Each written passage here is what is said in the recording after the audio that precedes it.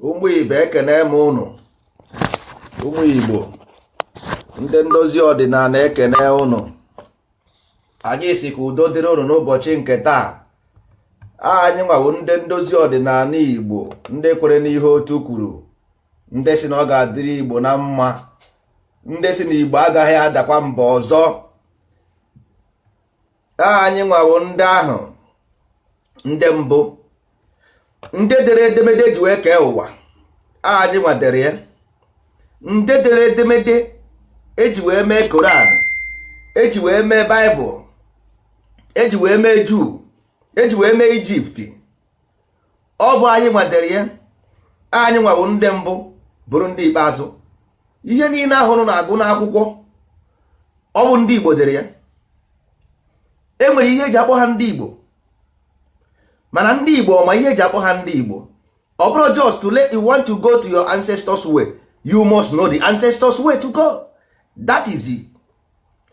Ọ bụrụ just to go ancestors way, ị ga-ama ancestor to go. Maka na nsogbu anyị na-enwe bụ na anyị amara ebe mmiri si baa n'opi ụgbọgụrụ.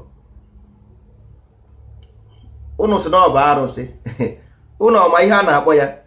Agaghị m etiwere unu akwụkwọ oyibo nsugbe, maka na e nwere ndị bịara na ha bịara ka ha mụrụ amụrụ na ha bịara nkụsa, mana ịma na nwa ụkpara na-erejisi ụkwụ n'aka ọ sị na ya na-aha mmanụ.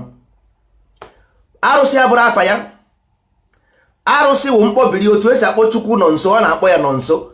Arụsị abụrụ afa ya. Ọ na-akpọ ikpọrọ ihe n'isi. Arụsị wụ shortcut of ihe ọ bụ. Mana aga m edebe maka ndị ụnọ. Ọ ndị ụnọ ga-ama ya, ọ bụrụ ndị iro. Nekwana anya ka m gwa ụnụ okwu ọzọ. Tupu anyị a na-apụ, anyị ga-ekenegodo enu, kene ana, kene ikwu, kene ibe, kene ndị ọkpụ na ndị egene, kene ndị mbụ. Anyị si udo dịrị ụnụ ndị ọbụla. Kene ndị na-ege ege, kene ndị anaghị ege ege, kene ndị ga-egekwe ma emesịa. Ọkwa ifuru ISIS.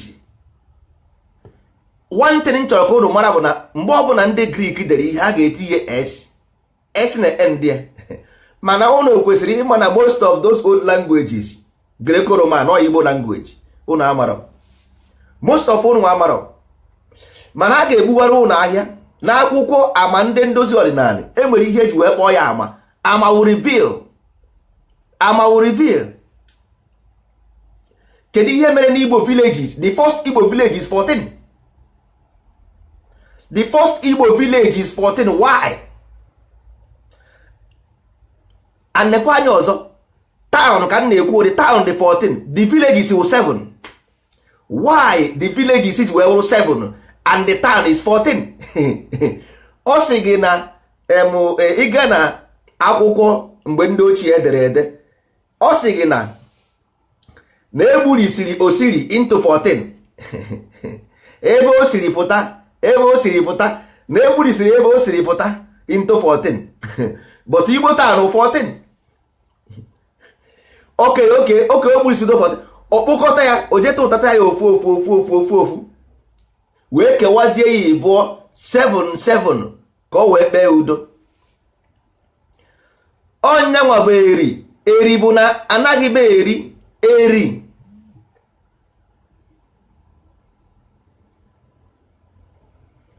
Nri bụ nke ọzọ na anụ m eri. Ị na-eri nri na naghị eri nri. Ọnya nwa wụ ume na osu. Ọnya nwa wụ Christ and Seth. Ọnya nwa wụ the a priest and justice. We created this fact. Ọ dị bụ ụnụ ndị eri na anụ ọgụ eri na ụmụ eri rienụ nsị. Eri bụ aka ekpe, nri bụ aka nri. That is ume na osu. That is priest and judge. Kedu ihe judge na-eme? Judge na mmadụ ikpe ọnwụ. Ọ bụrụ ihe, kedu ihe judge na-eme? Ụnụ ama na judge na mmadụ ikpe ọnwụ. Onye tụrụ mmadụ nga gịnị ka ọ bụ? Ọ bụ for justice, or for judgment. So ụnụ akwụkwọ ndị a dere anụ from A to Z n'ime data akwụkwọ ahụ a na-akpọ Pauparus of Ani. Ihe abụ Igbo language, mana agaghị m ekwu na public maka ndị nkịtị eburu ya gbapụ ọsọ ka ọ dị nonsense. Osiri bụ afọ Igbo. And agakwa m ekwu ya ebe a. Onye chọọ ịmụ ọta ọfụ mụta ya. pụtara afọ Igbo mouth afọ Igbo na Igbo land na ana Igbo anyị anaghị eyi uzu nne asị onye kara aka, anyị na-eyi uzu nne alasị obere mọda. Mama ka anyị na-eyi uzu, onye ka na-asị mama nnukwu. Papa ka anyị na-eyi uzu, onye ka na-asị papa nnukwu. Ọwụ na ị mara all those things, then ị mara how these things came to be.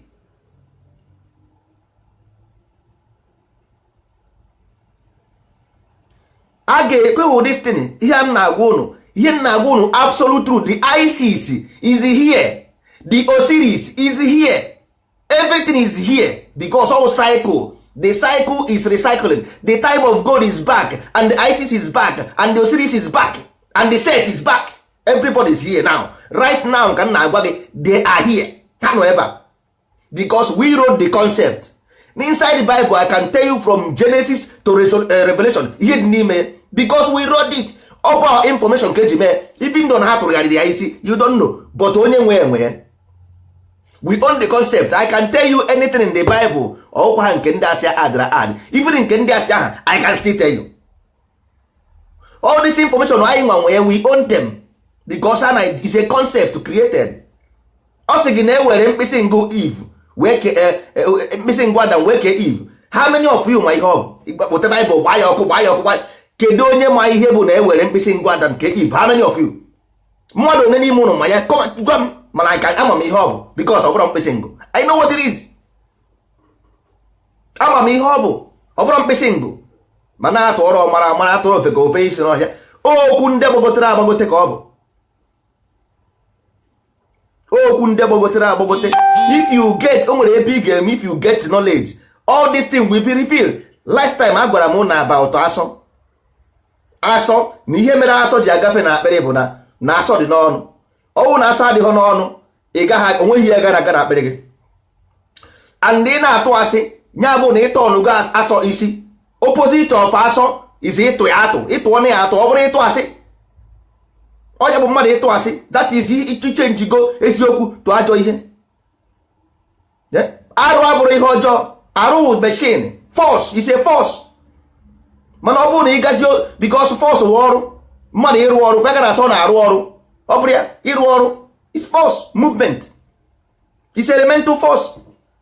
The opposite of arụ ahụ ọ bụrụzie arụghị arụ, that is naghị arụ ọrụ, mmadụ anaghị arụ ọrụ ya bụ arụ, ọ bụrụ evil. So but ndị be anyị anaghị anụ Igbo, they don't hear Igbo. That is osu ị na-anụ. The main name is Oru.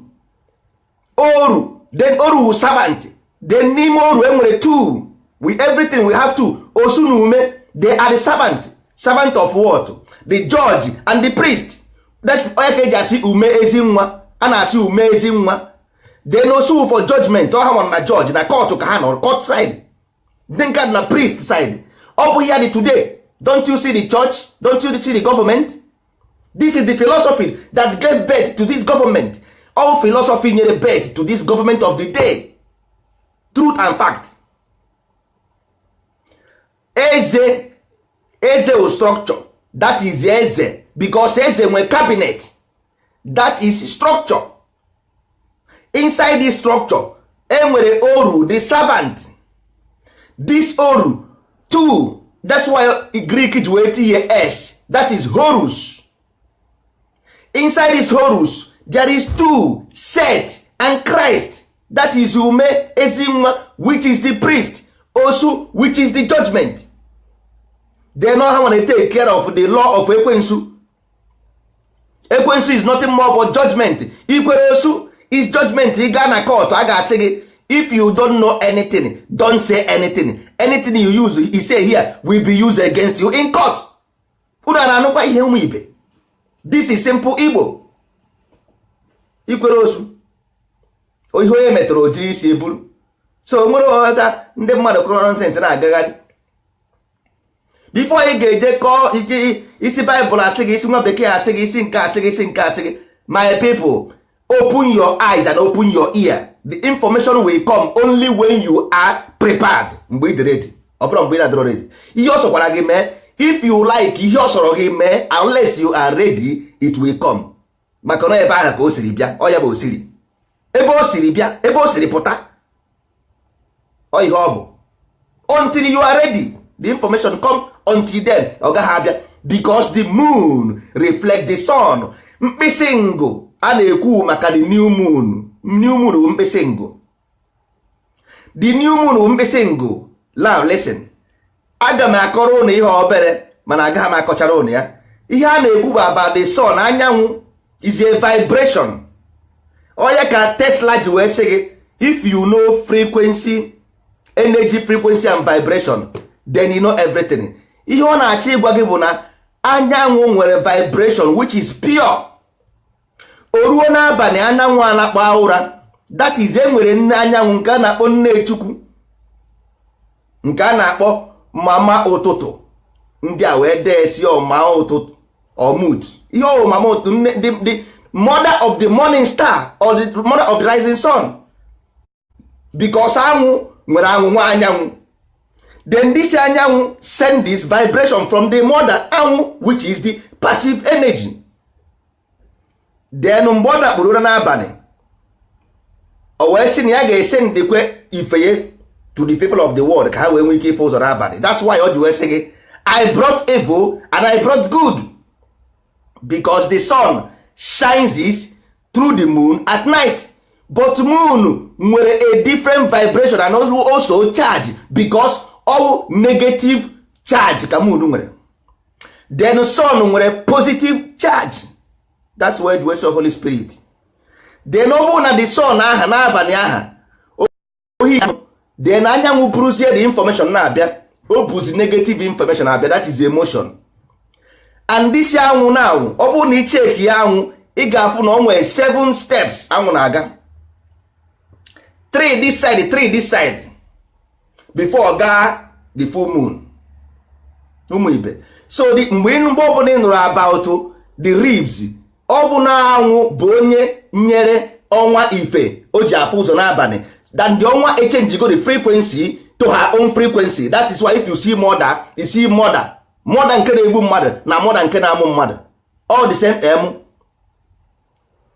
mortuary, anything ọ bụla ifuru mother na-egbu egbu na-amụ amụ, anything ya ka o ji wee sị gị no evil, because Adam n'ime ribs of the Adam, that is na this a spinal cord of Adam. These ribs na ị na-afụ now, all of them connect to spinal cord, which is the serpent a na-ekwu maka ya, si ebe ahụ wee gbago n'isi, because ebe nka the information so ebe wee gazie n'isi Adam, wee nye ihe a na-akpọ emotion, o wee nwezi ihe a na-akpọ the feeling of sex. You got that? So ya ka na-ekwu agwa ha ị na-afụ spinal cord, because the moon a na-ekwu na this their ribs a na-ekwu away from pre-Eve. Your ribs will 7 ka ọ dị 7, and the 7 bụ mmụọ dị ebe ahụ si wee pụta ụwa.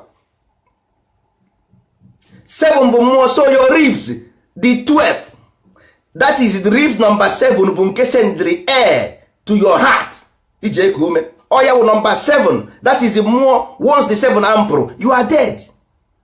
So now each part of your ribs the 12, nke a dị 12, nke a dị 12, ọ bụrụ 24, that is 24 hours a day, that is 7 days a week. So everything is already calculated. Oya ka nji wee sị gị na ọ bụ ngụnwa bụ the sword. You are the sword because it's in your system.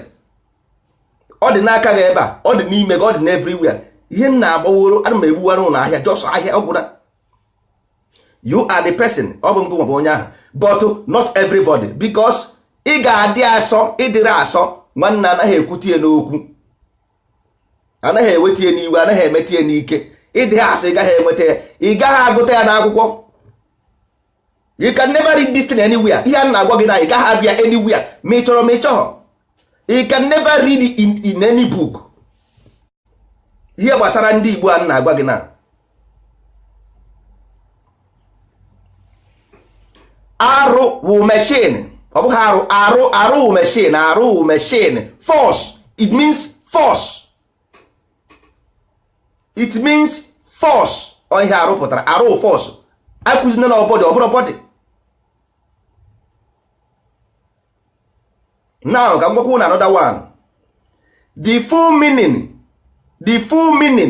that arụsị ahụ na afụ na the full meaning ewu ụzọ arụsị pụta, the full meaning ewu ụzọ arụsịrị pụta, so ha kpọbizie ya ọrụzie Osiri, then pụta with the creation of Osiris. So ịnụ ha na pụta mgba ndị Greek ya sị gị pụta, the god of creation and science. Ha rie nsị ya bụ Igbo language. Ụzọ arụsị pụta, Igbo nwere ụzọ arụsị, ọnwa ụzọ arụsị pụta, ọ ihe ọ bụ, nothing more nothing else. We created them from A to Z. Ọnwa ụzọ arụsị pụta, ọ ya bụ Osiris. Go and check, go and do your own research. You can't have it anywhere because you are not pure to have the information direct from the source. Ọ ihe ọ bụ ka esi eme n'ụwa, ka esi eme n'eluigwe. Isis nọ ebe a, Osiri nọ ebe a, Oru nọ ebe a, Set nọ ebe a, Ume nọ ebe a. Ọ bụrụ na ị na-azụ ya n'afa because ịpụgo na line ịnọzi. Enwere ndị na-azụ ya n'afa. Why? Because they are the custodian of the system. But they left the system left them. So mgbe ọ bụla ị nụrụ na ewere mkpịsị ngụ, ihe a na-ekwu bụ about the sun passing through the moon changing the vibration of the sun and giving you wrong information, and you are discharging the negative energy. Negative energy are the charge yo. Oya ka most of us now na discharge chemo ha na-eme ihe dị na na-eme right thing, I'm doing the right thing. No. So that's why anwụ ji wee sị, okay, if me I brought this pain for you, then I will send only my begotten son to sacrifice. I will sacrifice my son to rescue those who I myself passes through the moon to poison their mind. I will sacrifice my son to rescue them. Oh, ihe ọ bụ. That is why Jesus or Horus ji wee sị gị na nyanwa bụ my father. When you see me, you see my father, because I came into man to solve problem I created, because he created it. That's why he tell you I brought evil, also I brought life, because of the energy he sent to moon changes the vibration that brought evil into people's mind through the ribs. World, universe dị ndụ. Universe is a human being, is a being living. There is 7 planets and there is 7 ribs, all together 24. Number 7 bụ nke na-eme gị iji eku ume. So everything about 7 bụ maka mmụọ. Once you hear 3 or 7, ya na-ekwu maka mmụọ. That's why nwa bekee ji wenye gị 7 days a week. Ndị Igbo ji wee sị gị mmụọ asaa ana Igbo. Na ana Igbo ka enwere obodo a na-akpọ asaa. Na ana Igbo enwere obodo a na-akpọ asaa. Asaa na ana Igbo. Ana Igbo nwee ihite na asaa. And ebe ị ga-afụ ya bụ ebe edere ndị ọlụ, ebe edere ọlụ. Oru bụ oru. Nwere ihe ọzọ. Servant ka ọ pụtara. And inside the servant enwere osu nwee ume. Inside the servant, go to ọlụ, ị ga-afụ ndị na-aza ume akụka, ume ezi nwa, osu agwụ. Go there, you will see them. But because them poison your mind, then tell you this thing is evil, this thing is... No. A na-agwa about Jesus. What about Satan? Don't you know that the Satan is the same father of Jesus is Satan? You know not the same father. Ofu na mụrụ Jesus na Satan, ọ dị mmadụ. Unu amara no the same father mụrụ Jesus and Satan. Don't you know that? Mmadụ mee ihe, mmadụ Jesus wee zuzucha, ọ sị na ekwensu anwa ya, Satan nka. There is nothing like Satan without Jesus. That is why ha gwara gị na ICC settle the case. Oya wo the feather the ICC ji n'aka, ofu n'aka ekpe 7 here 7 here. Ihe mere anaghị eji egbu udene n'ala Igbo. Unu ama ihe mere anaghị egbu udene n'ala Igbo. Unu ama ihe mere anaghị egbu udene n'ala Igbo. Ndị Igbo anaghị egbu udene. Ọ sị gị nwanne rapụ udene na ọ bụrụ anụ. Kedu ihe mere ICC ji were isi udene ka ọ na-eyuzu? Nnechukwu, the mother of God, the symbol. Ọ isi udene ka ọ nwere. Go and see it in the book of the dead. Ị ga-afụ na ọ nwere aka nwee isi udene. Ụmụ ibe, ihe na-agbara ụnụ bụ ama ọnụnwa ihe niile gbasara akwụkwọ edere ede ọnụnwa dere ya, ọnụnwa dere ya. We created all these images. Ọ ndị Igbo dere ya, create eme ihe a niile. But all of a sudden, because ndị be anyị, the worst thing na-eme ndị be anyị m chọrọ ka ha kwụsịgodi bụ na gara gara na-enye ha nsogbu. Onye be anyị na-achị ịpụ na something gara gara ka o ji apụ. Nwanne ọ bụrụ na nwere ebe ijere ịlaik ihe ndị ahụ na-eme, ji waya mepụ, don't use gara gara. Use na gara gara. Ndị be anyị bụ gara gara na-enye ha nsogbu, and the gara gara bụ ego, desire, destruction. Anger is destruction because it's danger. Once you remove D, you get anger. It's danger. You gotta go. So everywhere in Facebook now, if I tibewu Africa, if I tibewu Nigeria, now is nwa bekee and Christianity. How do you do that? Imakwara this Facebook in a use, these people own it. So everything you say, then see, and then know, and then say, they will justify that not go out with the problem. Yes. Court to say anything you say will be used against you in court. That is set. That is osuk and agwagi makia. You will bear the consequence of what you created. Not about people being evil. It's about your character. Osu. And you get what Facebook nwa bekee create. Facebook, you know the meaning, you don't know the meaning. Your identity, your identity, the book of identity, the book of your identity. Ihe ọbụla ikwuru ebe a is recorded and recorded. Anyị bịa di anyị were hate wee bido were hate mechie. Ikwusi ya the next thing was ịpụta isi I am virgin, I am angel. Nwanne ịbụpụ asọ akwụwere ya. Ndị Igbo si ọnụ ji wee wụrụ ọnụ mmụọ. Ọnụ mmadụ bụ ọnụ mmụọ. Ọ bụrụ na ị ghọtara ihe m kọrọ ebe about o series about ebe o siri pụta, ị na-eje ụka ị mara ihe dị n'ime ụlọ ụka, iwe gaisi ignorant nke ga-enwe part 2. Ịgbara arụsị ọsọ ataghị m ụnụ because ihe a na-eme n'ala Igbo na onwere ha mara ihe bụ arụsị ya fakwazie because arụsị abụrụ mmadụ ebe o siri pụta. The same thing ị na-eme n'ụlọ ụka ọ ya bụ ihe nna nna anyị ha na-eme, mana nke anyị kazi mma ọ bụrụ that level because mpụ na-eme bụ brainwash. Nna nna anyị ha na-eme to elevate the soul. Unu ama ihe mere na asịrị wee sị na Jesus Christ raised in third day because once somebody die, the spirit remain in the body for 3 days. You don't bury people after 3 days. You must bury them within the 3 days.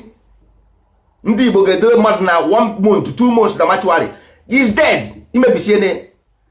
You must bury the person within 3 days. That's why the saying that after 3 days Jesus Christ raised from the dead. That is how they go about natural principle, how life work. Your father coded everything in for you. Gwa gị the mother, the source anwụ ebe anyanwụ si wee pụta. Gwa gị the sun anyanwụ. Gwa gị ya, gwa gị ebe o siri pụta. Gwa gị the mind of creation. Gwa gị everything through these ceremonies. Ihe mere bụ para ndị ọfọ jiri n'aka na-akọ, ndị nka ndị Aguleri na Ụmụeri na-anụ ọgụ maka aka ndị na aka ekpe, ndị ọfọ para na afọ atọ ọjị na-akụgeri, ndị nke ọzọ je na chọọchị na-akụja ya mma. Sọọsọ ụzọ ị ga-eti ya fụ ihe a na-agwa gị bụ na unless you follow the truth and I shall know the truth and truth will set you free, nothing more nothing else. Ma ijere n'ụlọ ụka unless ma destiny na-agwa gị na your ụka is useless. Ị gara na arụsị unless you know destiny, arụsị gị is useless. Ị gara Islam unless you know destiny, your Islam is useless. Unless you know ihe m na-agwa gị now, ịmụ ụzọ arụsị, ịmara ụzọ arụsị, ọkwa mmadụ ịpụta na-akọgeri arụsị ọbụrụ structure. Arụsị is not a structure. Ụzọ arụsị bịa Osiris ka a na-ekwu mmụọ, natural fundamental element that works through the body of anybody. Ukwu isi, ụmụ anụmanụ, everything. Ikpuchi anya gị na ga iji daa, that means anya gị na control the wave. Ikpuchi anya ga ije, you fall. Onye isi ọbụla ifu na-eji osisi ọkpọrọ nkịta to control the wave because anya gị na control. Anyị kachakpa anya ọ na-anya anya, ọ na gravity anyị na-anyịtụ ya anyịtụ. Direction, ị na-anya moto na ihu na direction. Ndị ndozi ọdịnala bịara. John the Baptist, ị mana ọ na-eme na-ekwu okwu na-ekwutesi ụka because mma na 99% of our people ndị ụka ka ha hapụchi ha na-akọghị. Ndị dị frustrated nwere ike ịdị aggressive na-ekwu okwu, mana ihe na-achọ ịgwaghị nke bụ eziokwu because their attitude show, because ị na-aga ụka Bible sị gị na letter kills. Ị na-aga ụka ịda na ịma ya ma ị mara ya, and ọ bụrụ na ị mara ya you become a victim because letter kills. Letter na-egbu mmadụ. Letter alphabet, words, word was word. Word ị na-afụ was word. Once you hear about word, sword ka ọ bụ, and ọ na-egbu mmadụ. So ma ị na-eje ụka o, ma ị na-ebu ọfọ, ma ị na-ebu ogu, olesi ma ịma ihe wa ọfọ. Fero pụtara ọfọ elue. Ọfọ erue ofelo. Ọfọ erue ofere ịnụ ha fero. Ihe a na-ekwu bụ aka ji ọfọ. Ọfọ erue onye ọfọ ruru n'aka ya. Ọ Greek bara ya fero. O nweghị ebe ya afụ fero na Egyptian na that book Egyptian knowledge, enweghị ebe fero dị ebe ahụ. Ihe ị ga-afụ ọfọ erue onye ọfọ dị n'aka, aka ji ọfọ. Eze nri aka ji ọfọ. Eze ana aka ji ọfọ. Mgbe ọbụla ịfụrụ village unu jee obodo ahụ na-akpọ town unu, obodo unu jee gụọ village unu ọnụ 7 ka ọ dị. 7 right, 7 left. The spirit of Ume and the spirit of Osu, that is 1 in Osiri, ebe o siri pụta. That is 1, not 2. All reflection of the sun to the moon changes vibration. That is opposite. That is o ji wee sị gị na Set gburu Osiris.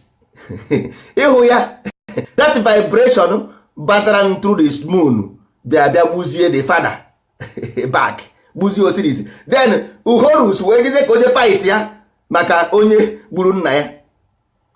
Jaus na ọmụna nwa ahụ Jizọs, ọ ji asị gị na Lamb of God, atụrụ na-enwe atụrụ nke Chukwu. Jizọs wụ nwa obere, ọ bụrụ nnukwu, ọ bụrụ okenye. Ọ na-ekwu maka child. Ọ ya ka o ji sị gị na rapụrụ ụmụaka ka ha bịakwute m na adaeze eluigwe bụ ndị dị otu akwadobere ya.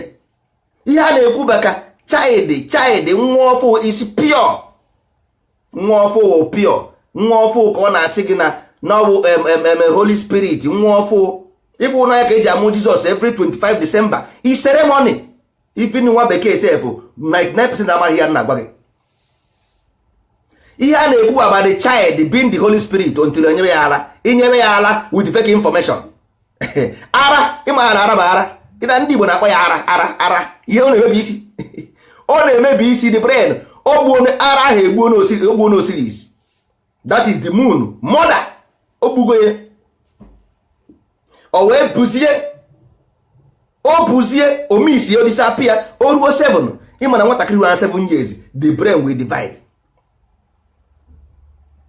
Mgbe aha ka anyị na-eji ọ divide ha n'ozugbo, anyị emeghị initiate to ekpe, ebido kụzibe ha symbols.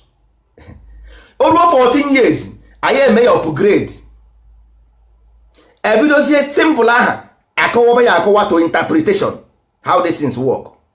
O ruo 21 years, that is 7 times 3, akpọgbuo ya to nze na ọzọ, obido study astrology. Up her from that place na 7 times 4, ọ na-eke na ori na afọ na nkwụ mgbe ọhụrụ na man na he can go. Iko nwere ike ịba njọkụ, o nwere ike ịba ebe ọ chọrọ ịba. All level of education this enu na anị bụ ofu ihe. Ọ ya esi gị na ọ dị na anị because this information na-agwa gị na ọ ya ka na-asị paparus of anị. Papa bụ nna arụ force, which is machine. The father of the force of Ani. Oya paparus of Ani. Paparu. Ndị Greek ịgba ndị ọcha amaghị asụ Igbo. Ndị Greek asị paparu. ọwụ paparu ọ paparu of ani nke dị na paparu that is here na ani ebe a the structure that will send you back to your father. O ji wee sị gị n'ụlọ ụka na ọ bụrụ na ime ka ya na ị ga-afụ anaeze na anaeze eluigwe bụ ndị dị otu a ka akwadobere ndị dị ka nwa ọfụ ndị their consciousness is crystallized, ndị dị osi the set did not get, ndị gburu set suppress the set and ascend to higher self to the place you were before because you pass through the moon and the moon initiated you into evil. That's why moon oya da evil aha nyere Adam apple. You got to go. Oh, mgbe ahụ change because moon represent emotion. You got to. So ebe ahụ ka the mind change through moon because all the sense on anwụ ha na-achakwa. Marakwa na anwụ ahụ ị na-afụ ọ anwụ ka ọ bụ. All depend the position of the ọnwa. You got to go. Oh, na-emove the gravitational this thing na-emove here. Then ọnwa ha a na-eshi itu. Then ọ na-add more light. Ọ na-add more light until oluzie na full moon. Obidokwe n'isi. Move wekwe. So onye nwa bụ the ribs mkpịsị ngwa ha na-ekwu maka ya. Onye nwa bụ dati ọnwa izizi ahụ na-afụ. Ịghọtago? So all from that if we bidoro from there. Because as long as that sun touches the moon, that is how the mind changes. Because all moon na control your emotion and thought. Moon's own the emotion and thought is 24 in your the ribs where the everything. The ribs one where everything all ribs you with 24 ribs. 12 here. That is structure that been created and you must follow the law. That is the structure and you must follow. As some must be pure to take to take the food. Gafe never. Meanwhile, as some food cannot pass here.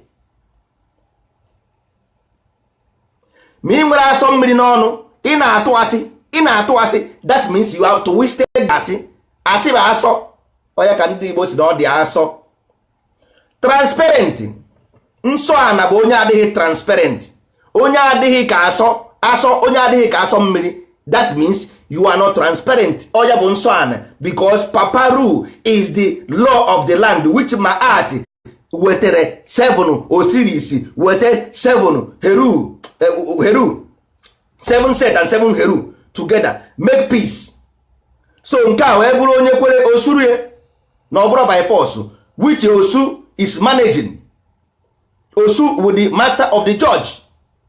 Then Ume is the master of the priest.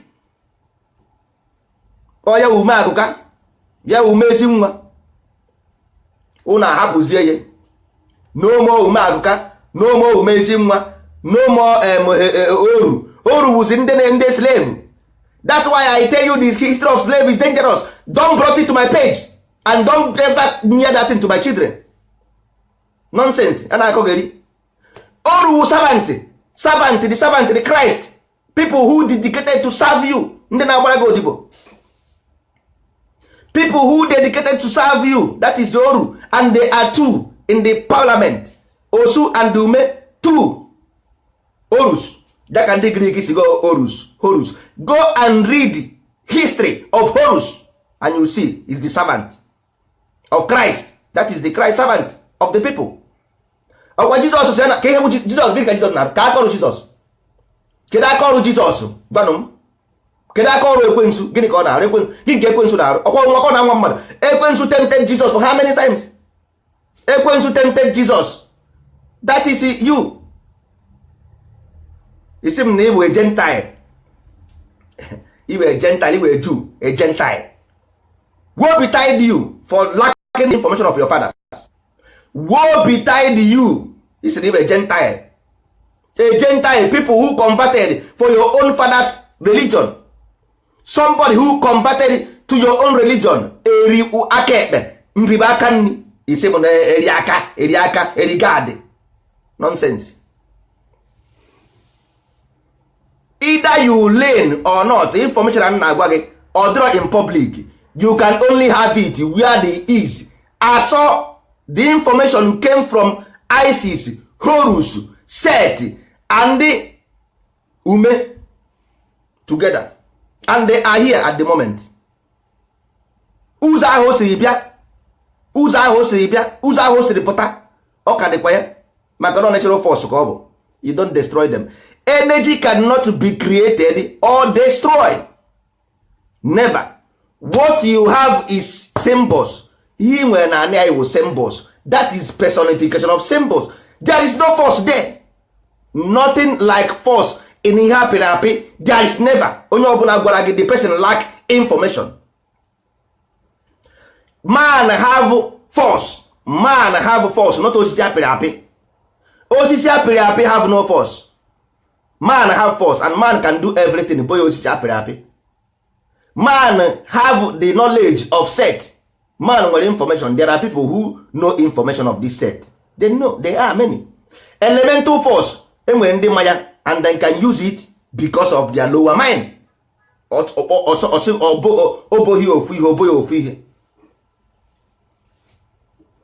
So ụmụ ibe, ihe nna-achọ ịgwa ụnụ bụ na ọ bụ if you want to know your ancestors, there is only one source for now.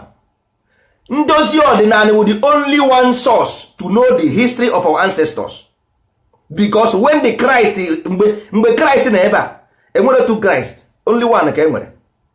Mgbe Heru na ebe a, enwere two Heru, only one ka enwere. But the only problem ndị isi ojii nwere bụ na they can never recognize their own. They can never. That is lower self. That means you are in darkness. You are vibrating on the moon's vibration because you absorb the light, you don't reflect it.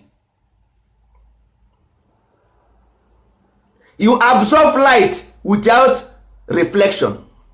That is your problem. And only one way to go back to this source that brought you here is only through ndozi ọdịnala. Unu ewe n'iwe. That is what we have for today. That is what we have. I'm sorry, but osiro m n'aka. That is the word from the source. Ihe ọsịbụ gwa unu bụ this thing ka m na-agwa gị. That is the pure truth. Without ndozi ọdịnala, you don't have it. We don't live forever. Nobody ever live forever. Don't ever think that I will live forever. I can never live forever. Agaha may be forever.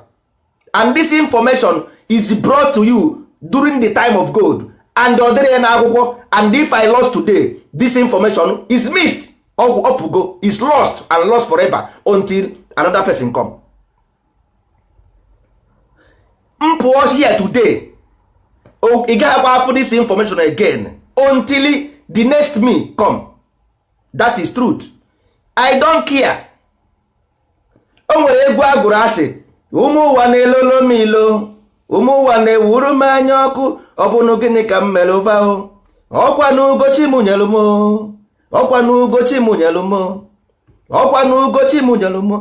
Ọ bụ ugo m bụ wee bịa ụwa. Ihe m bịara ụwa bụ ihe m na-eme. Ihe m na-eme bụ ihe m bịara ụwa. Onye ọbụla nwere ihe ọ bịara ụwa. Ihe m bịara ụwa ka m na-eme. Ebe o siri pụta ka m siri pụta. Ọ bụ ihe m na-eme. O nwere ihe ọzọ. Ihe ọ sọrọ gị kwuo. The history will judge us. The history will judge us. Tomorrow will judge us. Our children will judge us. Ha niile ga-judge anyị. They will judge me and they will judge you. A ga-asị gị kedu ihe ị mere. What have you done? You criticize nwa bekee, criticize Hausa, criticize Yoruba. What did you offer to your people? Oya ga-ajụ gị. Ụmụ gị agaghị ajụ gị ndị criticize ro. They will ask you, what did you offer to us? That is the question you will be asked. Asị o mere mmiri ọghọ mmanya.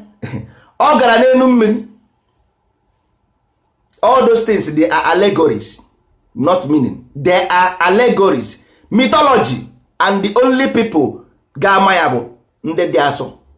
The secret will be revealed. Enwere Christ, nwe apostles, nwe followers. They are nothing but allegory. They are nothing but allegory. What you see in the church is called ceremony. Ụmụ ibe, anyị nwere cancer project. If you don't like me, think about the victims in the hospital. Obromuma. Chemaka the victim. Think about yourself. Tomorrow you might be the victim. Your family might be the victim. Ihe m bịara ebe a n'ụwa bụ ihe m na-eme. The cancer bụ ihe ọ gwara m. Mmụọ aha gwara m about this information of Igbo, gwakwara m na cancer na-abịa n'Igbo, I go and do research and ọ bụrụ eziokwu, and I bring this project. So ọ bụrụ na ị naghị support ya, don't say because of me, all because of ndị nọ n'ụlọ ọgwụ, because of ndị ọ na-atụ n'ọnụ, because of ndị na-enweghị ego plan, because of ndị na-enweghị ego obodo oyibo. Just because of those people support, not because of me. Ọ bụrụ onye ọbụla ka anyị na mmadụ ihe ọzọkwa ndị mmadụ mee n'ụwa, enwere ndị ga-afụ n'anya, nwee ndị ga-akpasị. Ọ bụrụ onye ọbụla ka ị ga-afụ n'anya, but mara na amara na ihe abụrụ ihe egwuregwu. If you don't follow the rules and regulation, we don't want you. Anyị achọrọ gị. Ọ bụrụ na ị soro iwu, anyị achọrọ gị, maka na iwu ụzọ arụsị ndị Igbo kwuru, ọ bụrụ m kwurie, ọnwa ụzọ arụsịrị pụta, ọ dị ebe ahụ, ọ bụrụ m nwa. I did not make it up. So you must follow the rules and regulation of this law of the earth. You must follow the law of the earth. On earth, you will be crushed. You will be distilled until you become pure as gold. You will suffer until you become pure as gold. Also, I brought destruction, at the same time I brought peace. Go and look for the information ị ga-afụ ya. Jee chọọ the information ị ga. Ị na-eche ka Jesus Christ si n'elu wee bịa with isi ogologo, white man with afọ ọnụ with isi ogologo. Nsogbu adịrọ, chere the man na ọ na-abịa, wait for the man, ọ ga-eji isi ogologo abịa.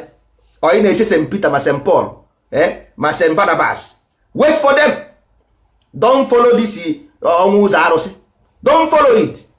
You are studying Egypt for 800 million years. Now the people who wrote the Egyptian concept is here today. That's why this thing is not hard for us to interpret, because we wrote them. Every single information of atom is in atom. Every single information in atom from the beginning still remain in atom. You can only format the computer, but the information stay inside the computer, even though you format it. But do you know how to get the information? Go and ask Microsoft. Microsoft will give you the information. Yes, now go and ask Microsoft. Microsoft will get you the information. You got to go. So ụmụ ibe, ana m ekene unu. Asị m unu jeenu n'udo na anụ n'udo. Nke onye na-eme ya gaziere. Anyị nwawu ndị ndozi ọdịnala. Anyị nwekwara n'ihe otu kwuru. Anyị si n'ụzọ nna nna anyị ha ka anyị ga-eso. Ụzọ o siri pụta ka anyị si apụta. Ụzọ o siri na ka anyị ga-esi ana. Ihe anyị na-agbasa ozi ọma ọdịnala. Ọ bụrụ onye bụ ọfọ n'aka ma ọdịnala, ọ bụrụ onye kpa ọjị n'aka ma ọdịnala. Ọdịnala bụ ihe mmụọ, onye ọgụgụ isi. Onye ka o ji wee sị gị dị onye nwa bụ dị tọọ ntị. Tọọ ntị a na-akpọ ya tọọtụ. The God of knowledge. Ịtọọ ntị ịghọta ihe a na-ekwu. Onye tọọ ntị ọghọta ihe a na-ekwu. All the personification of God of knowledge. Knowledge abụrụ by writing. Knowledge is about gee ntị, tọọ ntị ọfụma, tọọ ntị. Ya bụ tọọtụ. Ịtọọ ntị ọfụma, ọbanye, and ọbanye obido rụba ọrụ n'ime gị. Until ọbanye obido rụba ọrụ n'ime gị, and ọrụba ha ọrụ n'ime gị, asọ ga-echenji, and asọ ga-echenji ha na irie ya. If you eat the fruit, o ji wee sị gị, I am the bread of life. Ọ sị ya bụ achịcha. Achịcha bụ gịnị? Bread. Bread bụ gịnị? Body. Body bụ gịnị? Word. That is irie. Ọ sị gị nara nụ nke a, rie nụ ya unu niile. The word of God, if you eat this word, ị ga-adị ndụ. Onye ọbụla ririe ga-adị ndụ. This thing, they are all allegories. The secret of your ancestors, they were revealing in your face, black and white. Nwa bekee tasịrị ọjị jara gị eze. You don't see. Because of angry. If they angry, oh, tụfuo Bible, kpọọ ya ọkụ, gbaa ya ọkụ. Because of the, you see how you block. This sect block the mind of wisdom. You don't listen. Ị gaghị anụ ya. Oh, si ụka Jizọs. The secret is only for those who are free in their mind to absorb knowledge from the source. Everything is here, open in black and white. Asị m udo dịrị na ụmụ ibe ka ọ ree